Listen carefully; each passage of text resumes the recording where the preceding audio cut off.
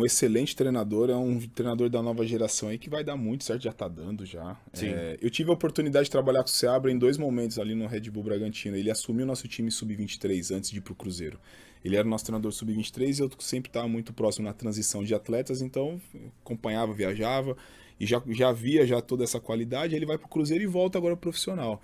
O Seabra é um cara que, se ele sentar aqui pra você conversar de futebol, de esquema tático, de formação, é fantástico. Além de ele gostar, ele vai te explicar com amor e vai fazer você entender. Então, assim, gosto de sentar com ele, de entender, porque é um cara que vê o jogo, é o que você falou do Rogério, é um cara que vê um jogo e você fala assim, caraca, e acontece tudo isso, meu. Então, assim, ele é um cara muito inteligente, muito mesmo, e tem uma visão de jogo ferrada, É um cara que vai dar muito certo, já tá dando, e tenho certeza que a gente vai ver ele dar voos muito mais altos, Mas o futebol, você não consegue dissociar, né, a parte tática, técnica da paixão, né?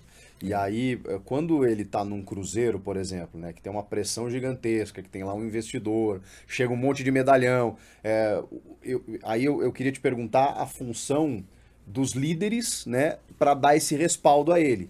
Porque ele é um cara que, ok, tem toda essa competência e a gente tá vendo que ele tem realmente, mas muitas vezes esse tipo de treinador, ele não tem vida longa no futebol brasileiro porque não consegue botar tal jogador no lugar, porque a pressão da torcida, da imprensa é maior. Então como é que vocês trabalham esse respaldo ali ao trabalho dele, do tipo assim, para comprar a ideia, para que os caras comprem a ideia do técnico mesmo? É um trabalho diário, O que o Denilson falou é a pura verdade. Se o jogador não compra a ideia, se o jogador não faz, o treinador ele é apenas mais um cara ali, então acho que o treinador tem que ter esse convencimento para que o jogador acredite nele.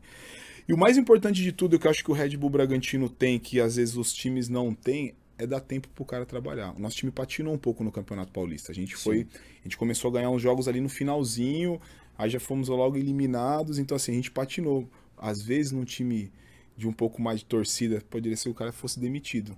Com o tempo, um pouquinho de tempo para trabalhar, algumas semanas abertas de mais treino, mais coisas, você vê que o nosso time agora tá tendo a cara dele de jogar e e eu acredito que quem olha e quem vem jogar contra a gente fala assim, é difícil jogar contra esse time marca pra caraca, esse time não deixa espaço, porque hoje em dia tem a cara do Seabra de jogar. Então assim, você tem que dar tempo pro cara trabalhar. Mas você tem que dar tempo pro que te mostra alguma coisa, né? Exatamente. Esse é um trabalho que a gente tem diário com ele, cara, tanto eu quanto e o Diego Serri, que é o nosso dirigente, conversa com ele diárias, troca ideia, conversa de jogador, conversa de esquema, o que funciona, o que não funciona. Então, assim, você tem que estar junto com ele.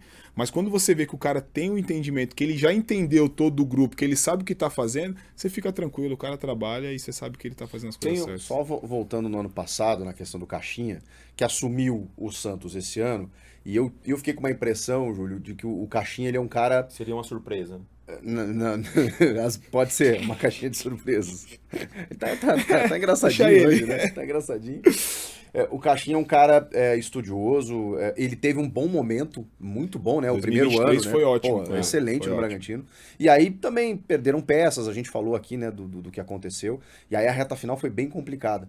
Mas ele é um cara muito, como são os portugueses, muito literal, né? Então as entrevistas dele no Santos me preocupavam. Eu pensava assim, caramba, porque é difícil mesmo, né? Às vezes o grupo não recebe bem, a crítica da imprensa é um pouco mais forte, e ele acabou caindo. Como é que era o teu espaço ali? Você tinha uma abertura? Porque aí a gente tá falando de um cara que vem de fora, né? Um cara que tem, às vezes, um status um pouco maior. Como é que era? Não, olha só, o Caixinha fora de campo assim, é um cara sensacional, cara. Muito organizado, um cara super aberto. Meu contato com ele também era diário e o tempo todo. Às vezes ele precisava de algum jogador da base, eu que fazia essa ponte, eu que conversava com ele sobre os meninos da base, tá assim, dava abertura. Ele dava muito, da gente conversar e falar diretamente dali. Boa. No final das contas, quem decide é ele. Ele deixa sempre muito claro isso. Ele fala com você, conversa, mas como treinador é assim, né, Quem decide é ele. Mas ele era um cara que sempre deu abertura. Mas ele é enérgico, Tanto pra cobrar na derrota, na vitória. Ele cobra mesmo, entendeu? E nem todo jogador aceita. Aí, às vezes, eu não sei como é que foi lá, entendeu? Nosso grupo, você vê que 2023 foi bem, a gente estava super bem até o mês de 2024 e as coisas acabaram dando certo. Mas é um ótimo treinador, cara. De verdade, é um bom treinador. Cara, super, como eu disse, organizado ao extremo. Mas só que ele é enérgico. E literal totalmente, entendeu? Certo, errado é errado. E com ele não vai ter conversa. E às vezes, eu não sei se nós somos errados de pensar assim, porque o brasileiro sempre resolve, passa a mão aqui, mas é a nossa cultura, entendeu? Às vezes o cara precisa entender.